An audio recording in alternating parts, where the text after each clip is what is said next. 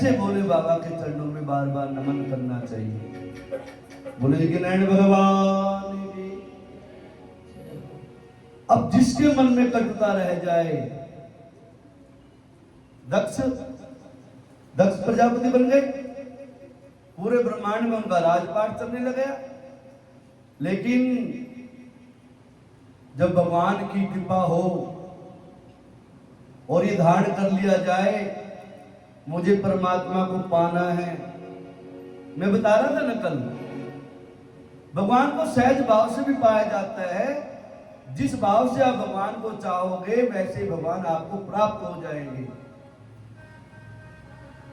जिस भाव से चाहो। लेकिन दक्ष ने प्रतिशोध की भावना अपने हृदय में रखी। दक्ष के मन में अभी भी वही चल रही बातें, कटुता की बातें। कई साल बीत गए इन बातों को, अगली लोकसभा आने वाली है, लेकिन राजा के मन में, दक्ष के मन में यही बातें चल रही है कि मेरे दामाद ने मेरा मान सम्मान नहीं किया था, मेरा उस समय उठ करके कैसे प्रतिशोध लिया जाए। प्रतिशोध की भावना कैसे अंदर से जो ना ज्वाला बनकर बनती रहती है।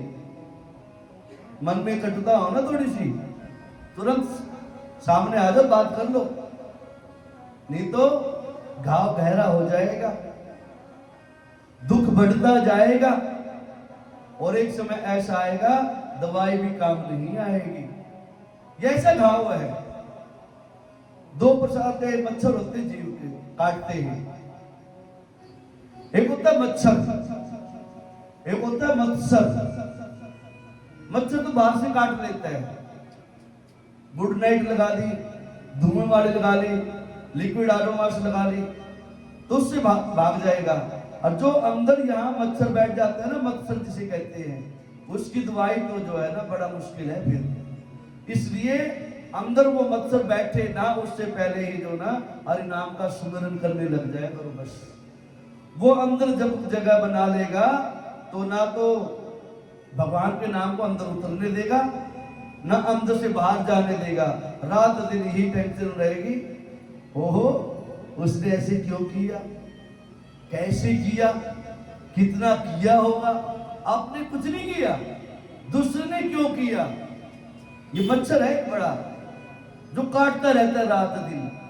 बस इससे बचना है हमें। जो इससे बच गया ना, फिर उसको पूजन भजन करने की भी आवश्यकता नहीं है।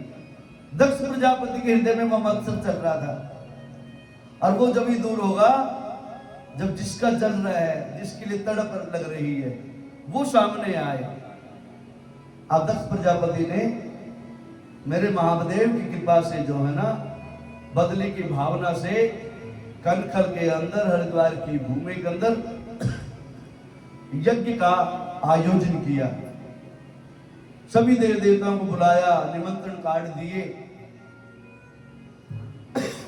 यदि नहीं बुलाया तो भोले को नहीं बुलाया।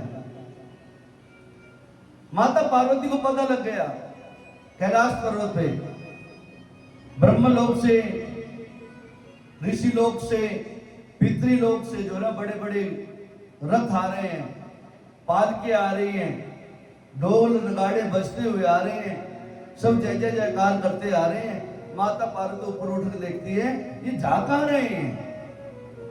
आज जो है कहीं न कहीं ना पृथ्वी लोक पे कोई बहुत बड़ा भारी आयोजन हो रहा है, यज्ञ चल रहा है। इसका मतलब ये सारे वहां जा रहे हैं। और ऐसा कौन सा यज्ञ है जिसमें महादेव की आवश्यकता ना पड़ी हो।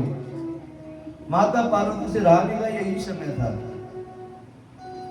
भोले बाबा बैठे हुए थे आसन पे, देख रहे थे। माता पार्वती जाकर बैठ के भोले बाबा के चरण में, महादेव देख रहे हो क्या हुआ देवी। क्या देखो तो ऋषि महात्मा लोग कहां जा रहे हैं। देवी चल रहा होगा यज्ञ, त्रिलोकी के अंदर कुछ ना कुछ यज्ञ पूजन भजन चलते रहते हैं, काय की चिंता।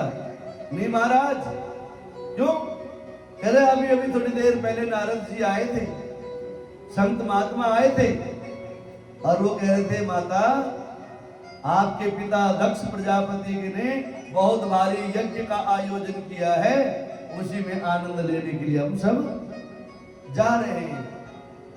देवी यदि आपके पिता के घर में यज्ञ है तो आपके पास चिट्ठी पत्र जरूर आना चाहिए। पिता के घर में आयोजन हो, यज्ञ हो, कोई अच्छा कर्म हो रहा हो और प्यारी लाडली बेटी को ना बुलाया जाए तो बड़ा मुश्किल है ना। आ जाएगा, चिट्ठी पत्री आ जाएगी ना। आप कोई नजदीक थोड़ी बैठे हो, आप तो कैलाश पर्वत तो बैठे हैं, हम लोग तो यहाँ तो हाथी घोड़ा पालकी भी नहीं आ सकते। और मान लो भेजा हुआ किसी को तो समय लगता है, महीने 2 महीने में पैदल पैदल आना पड़ता है, कोई उड़ के थोड़ी आएगा कोई। माता पार्वती से, कन्या से, बेटी से, पिता के घर में कोई यज्ञ चल रहा हो, रात थोड़ी जाता है। माता पार्वती कहते नहीं महाराज, ये टालने वाली बातें लग रही है आपकी। आपके पास जरूर संदेश आया, मेरे से छुपा रहे हो आप कुछ। देवी ऐसा क्यों छुपाऊंगा, मेरे मन में ऐसा क्या कुभाव है, मैं क्यों छुपाऊंगा। आज भोले बाबा जो है माता पार्वती को कुछ बातें बता रहे हैं। कहते देवी हो सकता ना भी संदेशा भेजा हो। अभी तक भोले बाबा ने भी अपनी जो है ना बेइज्जती वाली बात नहीं बताई, मेरे गाली दी तेरे पिता ने उस समय में।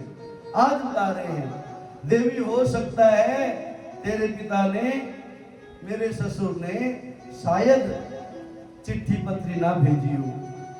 क्यों महाराज, कहते हैं ना ससुराल की जो है ना कोई ऐसी बातें उनको छुपा के रखना चाहिए, बढ़ाना नहीं चाहिए। क्यों, घर तो उन्हीं ने बसा रखा ना हमारा, पता नहीं कब खटपट हो जाए ज्यादा, इसलिए बुरी बातों को छोड़ देना चाहिए। लेकिन भोले बाबा ने आज बताया माता पार्वती को, तेरे पिताजी ने मेरे साथ में क्या क्या किया था। उस जहर की घूंट को मैं भी पी के बैठा हूँ, इसलिए मैं बोला हूँ नीलकंठ कहलाता हूँ। मैंने तो सारे भी इसको पान कर लिया और इसको पान कर लिया, लेकिन आज बता दे तो तेरी बात की मन में उत्सुकता है। ऐसे ऐसे किया था, हो सकते इसी कारण से चिट्ठी पत्री ना आई हो। महाराज फिर आपने इतनी देर क्यों कर दी। मैंने सोचा छोटी सी बात है, सुलझ जाएगी। सुलझी कहे तो उलझन हो गई। अब मैं क्या कर सकता हूँ, अभी ना बुलाए तो मैं भी नहीं जा सकता। लेकिन फिर कन्या है, बेटी है, पिता घर में बिना बुलाए भी जा सकती है, लेकिन शादी के बाद में पति की आज्ञा जरूरी होती है। भोले बाबा ने वो समझाया, देवी ऐसे नहीं जाना चाहिए। चिट्ठी पत्री संदेशा कुछ तो भेज देते, चलो ठीक है मैं उनका दामाद हूं, मेरे से गलती हो गई, बिगड़ी हो गई, क्षमा बड़न को चाहिए, छोटन को उत्पात। मैं तो देवादी महादेव ये समझ लेते हो, यही समझे मेरा दामाद है, इससे गलती हो गई। वो तो बड़े हैं ना, दक्ष प्रजापति है, वो माफ कर देते, तो कौन सी बड़ी बात है। लेकिन नहीं, आज माता पार्वती ने कहा महाराज आपने इतनी बड़ी बात बताई, मैं कब की सुलझा देती इस बात को, तो आपने पहले क्यों नहीं बताया। देवी इसलिए बताया, नई शादी हुई थी, पता लगे पहले दिन से शादी हुई, खटपट होने लगी ससुराल पक्ष में जाके, झगड़ा होने लग गया, इसलिए मैंने छुपा के बैठी। अब बोलो राधे राधे।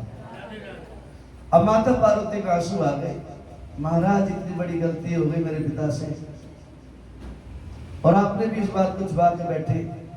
आप भी झुक जाते, थोड़े से वो झुक जाते, मैं बीच में थी, मैं समझाती, मैं तो सबसे प्यारी हूं अपने पिता की, मैं समझाती। क्या देवी मैंने सोचा क्यों बीच में किसी को फंसाया, सुलझ जाएगी, हम आपस में सुलझा लेंगे, सास ससुर की बातें सुलझा लेंगे, ससुर दामाद की बातें सुलझा लेंगे। लेकिन नहीं, फिर प्रभु मैं आपकी आज्ञा तो चलूं। कहां जा रहे हैं, पिता के यहाँ यज्ञ में, आपको पता ही है, आपने बता दी यज्ञ चल रहा है, आयोजन हो रहा है। देवी देखो मेरी आज्ञा तो है नहीं, मैं तो कहूंगा नहीं आपको जाने के लिए, तेरी इच्छा तो जा। महाराज ऐसे थोड़े दो राय मन थोड़े थोड़े बीच में क्यों भटका रहे हो मेरे को, स्पष्ट कह दो चली जा देवी। और मैं अकेले कैसे जाऊंगी, आप भी तो चलो। कहते नहीं मैं तो नहीं जाऊंगा देवी।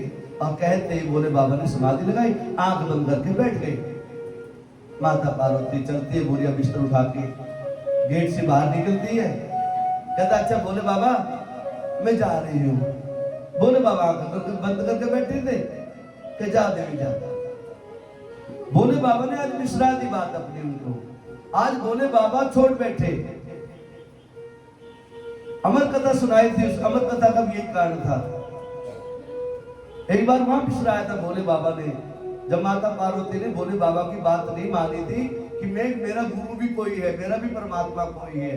अब दूसरी बार बिसरा रहे भोले बाबा, आज तो छोड़ रहे हैं भोले बाबा बिल्कुल सदा सदा के लिए। देवी सती तू मेरे लिए सदा सदा के चली जाएगी, लेकिन माता ने नहीं पाती बात इस बात को।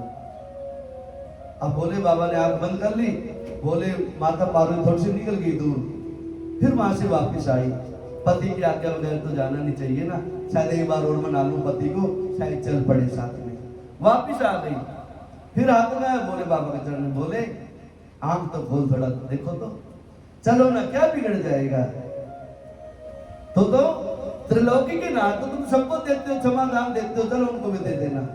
देवी नहीं, कुछ तो मान सम्मान की बातें होती है, कुछ तो मान सम्मान मेरा भी होगा ना। वो ससुर चाहे मेरे हों, लेकिन मेरा भी तो मान सम्मान है, मैं नहीं जाने वाला। फिर मैं चली जाऊंगा, मैंने कह दिया जा तू, मैं तो सच्चे मन से कहते तू जा, चली ही जा। अब माता पार्वती जो ना बोरिया बिस्तर उठाया, चल दी। भोले बाबा ने देखा ही गई। नंदी आदि जो दूत थे बाबा के, उनको कहा भैया माता पार्वती को अपने पिता के घर में जो है ना बड़ी सुंदर व्यवस्था से पहुंचा दो। और क्या कहते हैं, पिता भवन जब चलई भवानी, पिता भवन जब चलई भवानी, दक्ष त्रास काहुन सन्मानी, दक्ष त्रास काहुन सन्मानी, पिता भवन जब चलई भवानी, पिता भवन जब चलऊ भवानी, दक्ष त्रास काहुन शर्मानी, दक्ष त्रास काहुन